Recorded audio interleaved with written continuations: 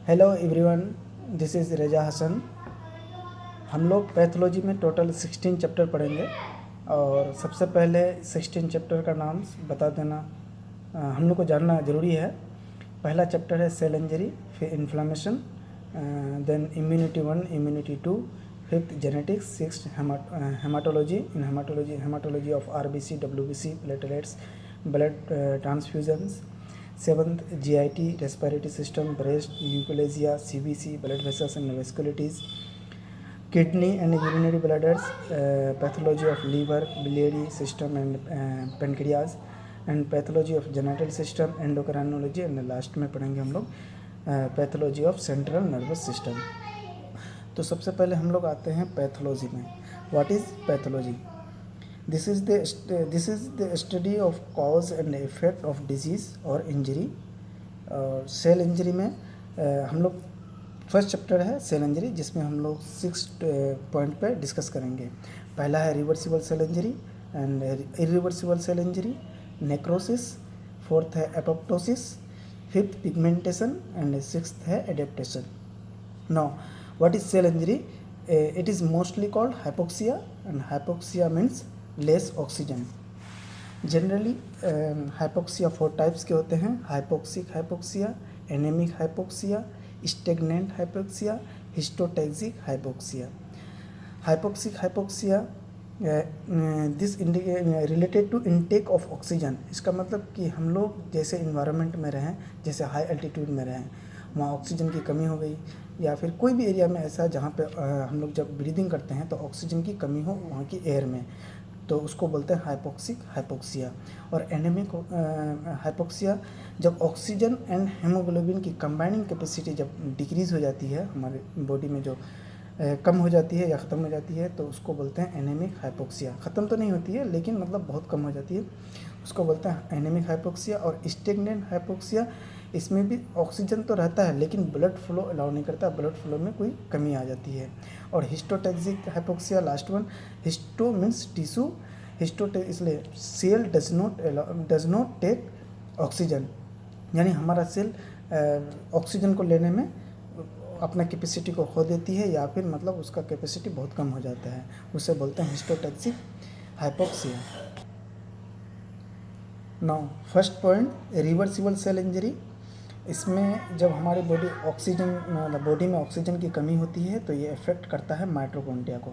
जब mitochondria affected हो जाती है तो फिर concentration of ATP in our body decreases, और ये इंटरफेयर करता है सेल के 3 ऑर्गेनल में: cell membrane, endoplasmic reticulum and nucleus.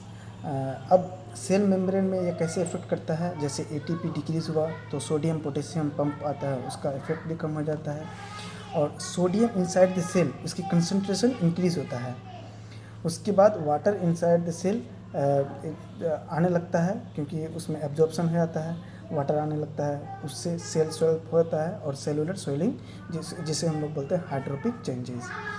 और ये न्यूक्लियस में कैसे चेंज करते हैं, ये अफेक्ट करता है जब न्यूक्लियस में ऑक्सीजन की कमी आती है तो एक एसिड होता है पायरुविक एसिड, जो हमारे इसमें होते हैं न्यूक्लियस में होते हैं, पायरुविक एसिड कन्वर्ट होता है लैक्टिक एसिड में। इस प्रोसेस को बोलते हैं एसिडोसिस, और जिसकी वजह से क्लम्पिंग ऑफ क्रोमेटिन होता है। जैसे ये क्रोमेटिन स्ट्रेट होता है और ये क्लम्प होने लगता है। अब ये इफेक्ट एंडोप्लाज्मिक रेटिकुलम में कैसे करता है? जैसे endoplasmic reticulum, rough endoplasmic reticulum, smooth plasmic reticulum. Rough endoplasmic reticulum is related to protein synthesis, और ये फैट मेटाबॉलिज्म में होता है। और जैसे हम जानते हैं कि क्लम्पिंग ऑफ क्रोमेटिन होता है, इसलिए ये चीज़ भी प्रोटीन और फैट मेटाबॉलिज्म इफेक्ट होता है। सेकेंड पॉइंट है इरिवर्सिबल सेल इंजरी।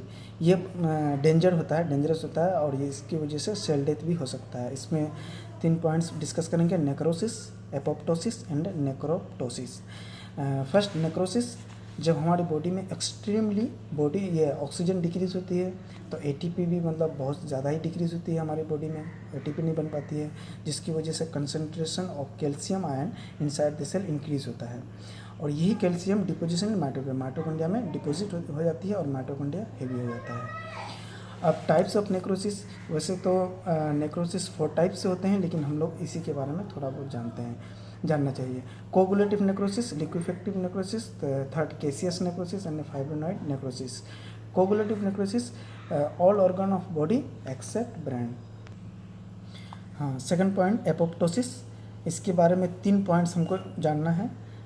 ये एपोप्टोसिस प्रोग्राम सेल डेथ होता है जिसे जेनेटिकली कंट्रोल होता है। Second point effects on single cell और small group of cell. Third it is physiological and pathological.